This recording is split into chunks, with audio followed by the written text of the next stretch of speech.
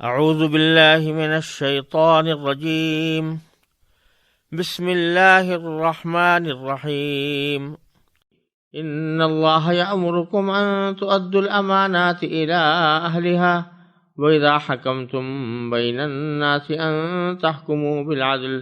ان اللہ نعم ما یعظکم به ان اللہ کان سمیعا بصیرا۔ اس آیت کریمہ کا ترجمہ یہ ہے، اے مسلمانوں، یقیناً اللہ تمہیں حکم دیتا ہے کہ تم امانتیں ان کے حقداروں تک پہنچانا، اور جب لوگوں کے درمیان فیصلہ کرو تو انصاف کے ساتھ فیصلہ کرنا۔ یقین جانو اللہ تم کو جس بات کی نصیحت کرتا ہے وہ بہت اچھی ہوتی ہے، بے شک اللہ ہر بات کو سنتا اور ہر چیز کو دیکھتا ہے۔ پیچھے یہ بتایا گیا تھا کہ حضرت ابراہیم علیہ السلام کی اولاد میں پہلے تو نبوتیں اور سلطنتیں ان کے ایک بیٹے یعنی حضرت اسحاق علیہ السلام کی اولاد میں چلی آئی ہیں، لیکن اب انہی کی اولاد میں سے دوسرے صاحبزادے حضرت اسماعیل علیہ السلام کی اولاد میں نبوت اور خلافت اور حکمرانی منتقل ہونے والی ہے۔ تو اب جن لوگوں کو وہ خلافت منتقل ہونی ہے اور نبوت منتقل ہونی ہے، یعنی اسماعیل علیہ السلام کی اولاد، اب ان کو خطاب کیا جا رہا ہے کہ جب یہ خلافت تمہارے سپرد کر دی جائے تو تم کیا طرز عمل اختیار کرو۔ تو آگے کی چند آیتیں ان کے طرز عمل کی بنیادوں کو فراہم کر رہی ہیں۔ تو پہلا ارشاد یہ فرمایا گیا کہ تم امانتیں ان کے حقداروں تک پہنچانے کا اہتمام کرو۔ ان اللہ یأمرکم ان تؤدوا الامانات الی اہلہا، یعنی اب یہ امانت جو ہے، خلافت کی امانت، یہ نبوت کی امانت، یہ آپ کے پاس آ رہی ہے، تو اب اس کو اس کے اہل تک پہنچانے کا اہتمام کرو۔ اس میں اس آیت کے شان نزول میں ایک مفسرین نے ایک واقعہ بھی بیان کیا ہے، اور وہ ایک بڑا سبق آموز واقعہ ہے کہ صورتحال یہ تھی کہ اسلام سے پہلے بھی کعبے کی خدمت کو بہت بڑا عزت کا کام سمجھا جاتا تھا، اور جو لوگ بیت اللہ کی کسی خاص خدمت کے لیے منتخب ہوتے تھے وہ پوری قوم میں معزز اور ممتاز سمجھے جاتے تھے۔ اسی لیے بیت اللہ کی مختلف خدمتیں مختلف لوگوں میں تقسیم کی گئی تھیں۔ زمانہ جاہلیت سے ایام حج میں حجاج کو زمزم کا پانی پلانے کی خدمت رسول کریم صلی اللہ علیہ وسلم کے چچا حضرت عباس کے سپرد تھی، اور اس کو سقایا کہتے تھے۔ اسی طرح اور بعض خدمتیں رسول کریم صلی اللہ علیہ وسلم کے دوسرے چچا ابو طالب کے سپرد تھیں۔ اسی طرح بیت اللہ کی کنجی رکھنا اور مقررہ ایام میں کھولنا، یہ بند کرنا، عثمان ابن طلحہ سے متعلق تھا۔ عثمان ابن طلحہ مسلمان ہونے کے بعد اپنا واقعہ بیان کرتے ہیں کہ زمانے جاہلیت میں ہم ہر پیر اور جمعرات کے دن روز بیت اللہ کو کھولا کرتے تھے، اور لوگ اس میں داخل ہونے کی سعادت حاصل کرتے تھے۔ ہجرت سے پہلے ایک روز رسول کریم صلی اللہ علیہ وسلم تشریف لائے، اور آپ کے ساتھ کچھ صحابہ کرام بھی تھے، اور بیت اللہ میں داخل ہونے کی انہوں نے فرمائش کی۔ رسول کریم صلی اللہ علیہ وسلم نے جب اندر جانے کا ارادہ کیا تو عثمان بن طلحہ نے ان کو روکا اور انتہائی ترشی سے معاملہ کیا۔ آپ نے بڑی بردباری کے ساتھ ان کے سخت کلمات کو برداشت کیا، پھر فرمایا کہ اے عثمان، شاید تم ایک دن یہ بیت اللہ کی کنجی میرے ہاتھ میں دیکھو گے، جبکہ مجھے اختیار ہوگا کہ میں جس کو چاہوں سپرد کر دوں۔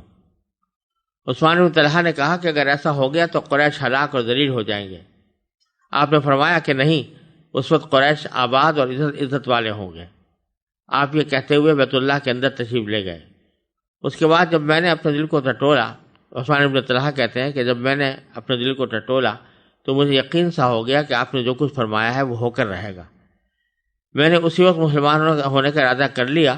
لیکن میں نے اپنی قوم کے تیور بدلے ہوئے پائے، وہ سب کے سب مجھے سخت ملامت کرنے لگے، اس لیے میں اپنے ارادے کو پورا نہ کر سکا۔ جب مکہ فتح ہوا تو رسول اللہ صلی اللہ علیہ وسلم نے مجھے بلا کر بیت اللہ کی کنجی طلب فرمائی، میں نے پیش کر دی۔ اور بعض روایتوں سے معلوم ہوتا ہے کہ عثمان بن طلحہ کنجی لے کر بیت اللہ کے اوپر چڑھ گئے تھے۔ حضرت علی کرم اللہ وجہہ نے رسول کریم صلی اللہ علیہ وسلم کے حکم کی تعمیل کے لیے زبردستی کنجی ان کے ہاتھ سے لی اور حضرت صلی اللہ علیہ وسلم کو دی۔ بیت اللہ میں داخلہ اور وہاں نماز ادا کرنے کے بعد جب حضرت صلی اللہ علیہ وسلم باہر تشریف لائے تو پھر کنجی مجھے یعنی عثمان بن طلحہ کو واپس کرتے ہوئے فرمایا کہ لو اب یہ کنجی ہمیشہ تمہارے خاندان کے بعد قیامت تک رہے گی، جو شخص تم سے یہ کنجی لے گا وہ ظالم ہوگا۔ مقصد یہ تھا کہ کسی دوسرے شخص کو اس کا حق نہیں کہ تم سے یہ کنجی لے لے۔ اسی کے ساتھ یہ ہدایت فرمائی کہ بیت اللہ کی اس خدمت کے ذریعے میں تمہیں جو مال مل جائے اس کو شرعی قاعدے کے موافق استعمال کرو۔ عثمان ابن طلحہ کہتے ہیں کہ جب میں کنجی لے کر خوشی خوشی چلنے لگا تو آپ نے پھر مجھے آواز دی اور فرمایا، کیوں عثمان، جو بات میں نے کہی تھی وہ پوری ہوئی یا نہیں؟ اب مجھے وہ بات یاد آ گئی جو حضرت صلی اللہ علیہ وسلم نے ہجرت سے پہلے فرمائی تھی کہ ایک روز یہ کنجی میرے ہاتھ میں دیکھو گے۔ میں نے عرض کیا کہ بے شک آپ کا ارشاد پورا ہوا، اور اسی وقت میں کلمہ پڑھ کر مسلمان ہو گیا۔ حضرت فاروق اعظم حضرت عمر بن خطاب رضی اللہ تعالیٰ عنہ فرماتے ہیں کہ اس دن جب حضرت صلی اللہ علیہ وسلم بیت اللہ سے باہر تشریف لائے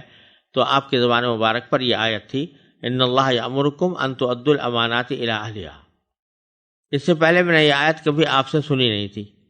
تو ظاہر یہ ہے کہ یہ آیت اسی وقت کعبے کے اندر نازل ہوئی۔ اس آیت کی تعمیل میں حضرت صلی اللہ علیہ وسلم نے دوبارہ عثمان بن طلحہ کو بلا کر کنجی ان کو ثبوت کی، کیونکہ عثمان بن طلحہ نے جب یہ کنجی حضرت صلی اللہ علیہ وسلم کو دی تھی تو یہ کہہ کر دی تھی کہ میں یہ امانت آپ کے ثبوت کرتا ہوں۔ اگرچہ ضابطے سے ان کا یہ کہنا صحیح نہیں تھا عثمان بن طلحہ کا کہ میں امانتاً دے رہا ہوں، کیونکہ رسول کریم صلی اللہ علیہ وسلم کو ہر طرح کا اختیار تھا کہ جو چاہے کریں، لیکن قرآن کریم نے امانت کی صورت کی بھی رعایت فرمائی کہ صورتاً یہ انہوں نے امانت کے طور پر دی تھی، تو اس کی بھی قرآن نے رعایت فرمائی اور حضرت صلی اللہ علیہ وسلم کو اس کی ہدایت کی کہ کنجی حضرت عثمان ہی کو واپس فرما دیں۔ حالانکہ اس وقت حضرت عباس حضرت علی رضی اللہ عنہما نے بھی حضرت صلی اللہ علیہ وسلم سے درخواست کی تھی کہ جس طرح بیت اللہ کی خدمت سقایا اور سزانہ ہمارے پاس ہے، یہ کنجی برداری کی خدمت بھی ہمیں عطا فرما دیجیے، مگر آیت مذکورہ کی ہدایت کے مطابق حضرت صلی اللہ علیہ وسلم نے ان کی درخواست رد کر کے کنجی عثمان بن طلحہ کو واپس فرمائی۔ یہ سب تفسیر مظہری میں موجود ہے اور طبقات ابن سعد کے حوالے سے بیان کی گئی ہے۔ اب اس پس منظر کو مد نظر رکھنے کے بعد آیت کریمہ کے الفاظ پر غور فرمائیے۔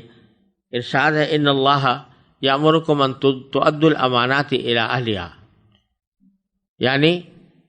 اللہ تبارک و تعالیٰ تمہیں حکم دیتا ہے کہ تم امانتیں ان کے حقداروں تک پہنچاؤ۔